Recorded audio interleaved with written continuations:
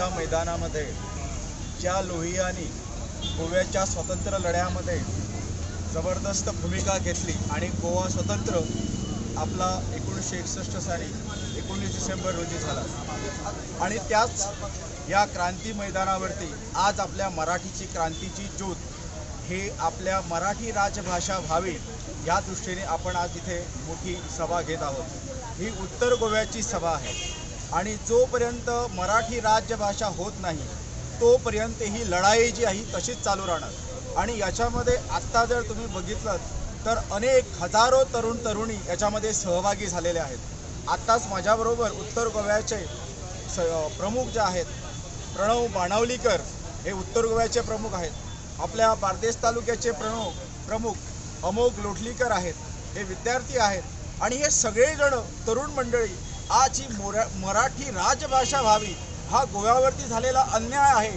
1987 मध्ये केलेला हा बेकायदेशीर कायदा आहे, हा जर कायदा जर दुरुस्त करायचा असेल तर गोवा सरकारने माननीय डॉक्टर प्रमोद सावंतनी विशेष अधिवेशन बोलून जो 1987 मध्ये झालेला अन्याय गोव्याच्या भाषेवरती, संस्कृतीवरती, समाजावरती, मंदिरावरती आणि इथल्या सगळ्या गोव्यावरती हा अन्याय दूर करायचा असेल तर विशेष अधिवेशन बोलावून हा जो अन्याय झालेला आहे त्याला न्याय द्यायचा असेल तर हा मराठी राजकायदा बदलून मराठी राजभाषा झाली पाहिजे आणि त्याचबरोबर कोकणी राजभाषा आहे ती पण असायला पाहिजे।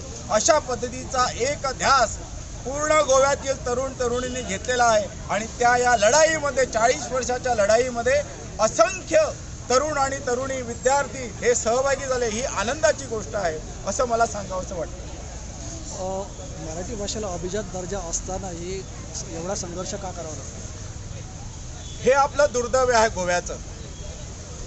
आपण गोव्यामध्ये अनेक वेळा जेव्हा आपण इतिहास शिकवतो, इतिहासाबद्दल बोलतो, परत आपण एकच रट गाणं बोलत असतो। 450 वर्ष पोर्तुगीजांचं राज्य होतं। अरे ह्याच्या आधीसुद्धा आपल्या इथे गोव्यावरती अनेक राजा महाराजांचं राज्य होतं, हे आपण कधी बोलत नाही आहे। म्हणजे पोर्तुगीज आले हे कुत्रे होते, आज आम्ही परत कुत्रेत कसे राहायचे काय कसे, अशा पद्धतीचं एक सिच्युएशन पॉलिटिकली आहे। हे दुरुस्त करायला गोवा सरकारला एक संधी शेवटची आहे। येणारे विधानसभा इलेक्शनच्या अगोदर हे जर सरकारने जर प्रश्न सोडवला तर ते सुटले, नाहीतर ते जे आहे ते अरबी समुद्रामध्ये बुडून जातील। या एवढा मोठा महासागर या सभेसाठी आज म्हापशामध्ये लोहिया क्रांती मैदानामध्ये आलेला आहे। अपेक्षा आहे का प्रश्न सुटेल अशी? आंदोलन करत असताना, लढाई करत असताना आपल्याला विजय मिळणार आहे हा अत्यंत जबरदस्त आत्मविश्वास आमच्या सर्व कार्यकर्त्यांमध्ये आहे आणि हा आत्मविश्वासाच्या आधारावरतीच हा झालेला अन्याय दूर करण्यासाठी आपण सगळेजण एकत्र आलेलो आहोत। तुम्ही भाजपा सरकारने जर न्याय दिला नाही तर दुसरा पर्याय काय आहे तुमच्याजवळ? या गोव्याच्या डॉक्टर प्रमोद सावंत बीजेपी सरकारने जर आम्हाला मराठी राजभाषेचा दर्जा दिला नाही तर येणाऱ्या इलेक्शनमध्ये त्यांच्या विरोधामध्ये आम्ही उभे राहू आणि सगळी वोट बँक, मराठी राजभाषेची वोट बँक ही त्यांच्या सरकारच्या विरोधामध्ये उभी करू, अशा पद्धतीचा आपण निर्णय त्यावेळेला घेऊ, अशा पद्धतीचं मी आश्वासन आता देऊ शकतो। आतापर्यंत सरकारचा सपोर्ट कसा आहे? सरकारला आमचे जे नेते जे आहेत माननीय सुभाष वेलिंगकर सर आणि गेली 40 वर्षे जे हे आंदोलन घेऊन पुढे जात आहेत आपले गोरा ढवळीकर आणि अनेक वेळा सरकार दरबारी हे निवेदनं, सह्यांच्या मोहिमा, आंदोलन 40 वर्ष चालू आहे। हे सगळं झालेलं आहे, आता त्याचा परत काही करायचं नाही आहे। आता आंदोलन शेवटचं आहे, जोपर्यंत न्याय मिळत नाही तोपर्यंत हे आंदोलन राहील आणि ते सुद्धा लांब 40 वर्ष पुढे जाणार नाही। येणाऱ्या इलेक्शनच्या आधी हा निर्णय होईल अशी आम्हाला आशा आहे। मराठी आपली मायभाषा आहे, मराठी सगळ्यांना गरज आहे, मराठी झालीच पाहिजे। त्यासाठी आम्ही आज सभा इथे आलेलो आहे। सभेसाठी सगळ्यांची मायबोली मराठी आहे, त्यामुळे बाकीच्या भाषापेक्षा मराठीला जास्त महत्त्व आहे, त्यामुळे ती मराठी ही राज्यभाषा झालीच पाहिजे। उत्तर गोव्याच्या जाहीर सभेसाठी आपण इथे सगळे जमलो आहोत। असं म्हणतात की कुठल्याही देशाची भाषा जर मेली तर देशही मरतो, त्यामुळे हा जो आपला लढा आहे मराठीला आपल्याला गोव्यामध्ये राजभाषेचा दर्जा हा मिळालाच पाहिजे।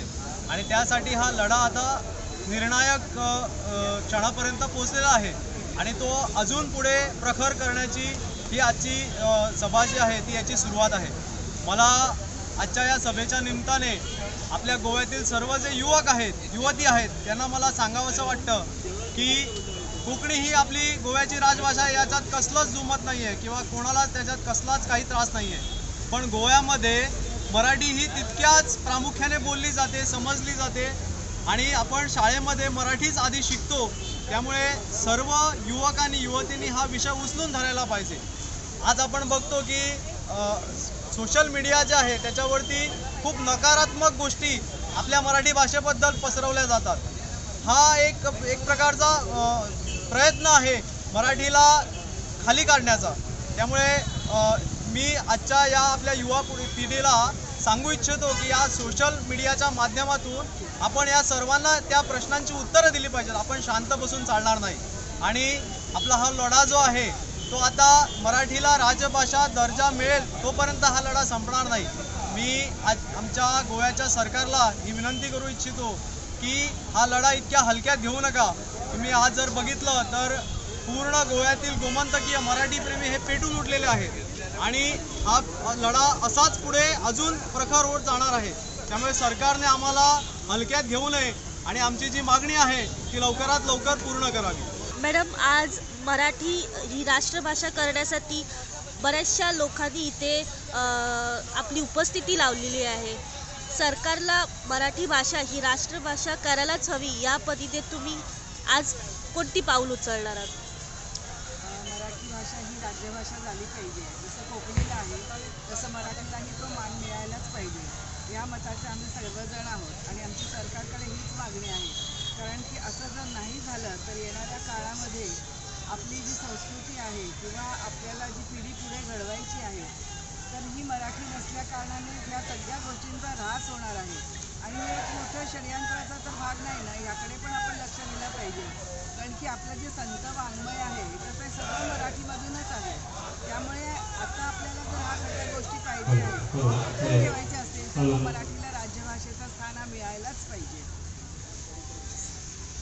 आज लोहिया गार्डनमध्ये एक जाहीर सभा जी आहे ही आता घडणार आहे. नेमकं काय काय असेल इथे? म्हणजे ह्याच्यामध्ये एकच भाग आहे की मराठी भाषेला जी मागणी आहे ती कोणी एका संस्थेची अशी नाही आहे, तर प्रत्येक गोमंतकीयाची ही मागणी आहे. त्याचं दर्शन आज आपल्याला इथे घडणार आहे. म्हणजे ह्याच्या माध्यमातून सगळ्यांचा पाठिंबा ह्या याच्यासाठी मराठी कमी आहे आणि भाग आपल्या सगळ्यांच्या लक्षात येणार आहे. किती सांगपास होता सर मराठी राष्ट्रभाषा ही जावपाक जाय खातीर? राज्यभाषा जावपाक जाय. तुमचे किती पाऊल असतले मराठी भाषा ही राष्ट्रभाषा जावपा खातीर? आम्ही मराठीची जास्तीत जास्त शाळा जातात बरी चलतली असो प्रयत्न करतात. हांव विद्याभारतीत काम करता. विद्याभारतीच्यो मराठी मिडियमच्यो 10 प्रायमरी शाळा आसात आणि प्रत्येक शाळेत 2 शाळा जर सोडल्यो बाकीच्या 8 शाळांनी 100पेक्षा जास्ती संख्या विद्यार्थ्यांची संख्या आसा 1ली ते 4थी पर्यंत.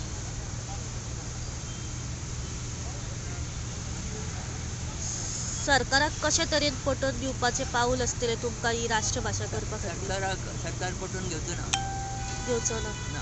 ताका एकच वाट आसा, आमची ताकद दाखोवप मतासाठी. सरकार क्रिश्चनांची मतां मेळटली म्हणून हें करना, हिंदूंची मेळटलीच पण क्रिश्चनांची मतां मेळूंक जाय म्हणून डिफी करता. म्हणजे हिंदूंची मतां आसात न्ही, ताची क्रिश्चन मतां घालनात. कितेंय जालें तरी BJP क्रिश्चन मतां घालची ना. त्याच्यामुळे ताणें विचार करपाक जाय. आनी ह्या वेळी बरेचशे हिंदून ठरयल्लें आसा की BJP पडूंक जाय, BJP मतां घालची ना. घालची ना. हय, अशें ठरयल्लें आसा. आयज मराठी भाषा ही राष्ट्रभाषा जावपा खातीर बरेचशे मराठी प्रेमीन आयज व्हडा संख्यान हांगासर रॅली काडलेली आसा, जाहीर सभा हांगासर घडोवपाची आसा. तुमी कशा तरेन पळयता ह्या सगळ्याक? हे लोकांक जाय, उगीच लोक उठून येना. मेन एप्रिलाचे लोकांक सगळ्याक ही मराठी जाय, पण सरकार दाबून दवरता. लोकांची भावना सरकारची दाबून दवरता. कित्याक सरकाराक दिसता तो कांय परिणाम जावचो ना म्हणून. सरकाराक दिसता, पण आमचो सगळ्यांचो निर्धार आसा की ह्या वेळी सरकाराक अक्कल घडोवपाची निर्धार आसा आनी घडयतले. तुम्ही पळयतात GNH.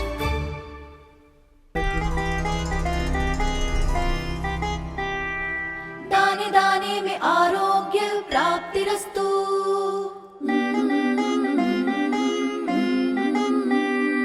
दाने दाने में सौभाग्य प्राप्तिरस्तु. प्राप्तिरस्तु.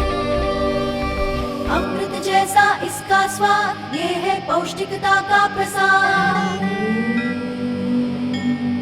कण कण में पंचामृता, रग रग में पंचामृता, तन मन में पंचामृता, देश भर में पंचामृता, घर घर में पंचामृता प्राप्तिरस्तु. शुद्ध भी, स्वाद भी, सेहत भी. पंचामृता खाओ, हेल्दी जियो.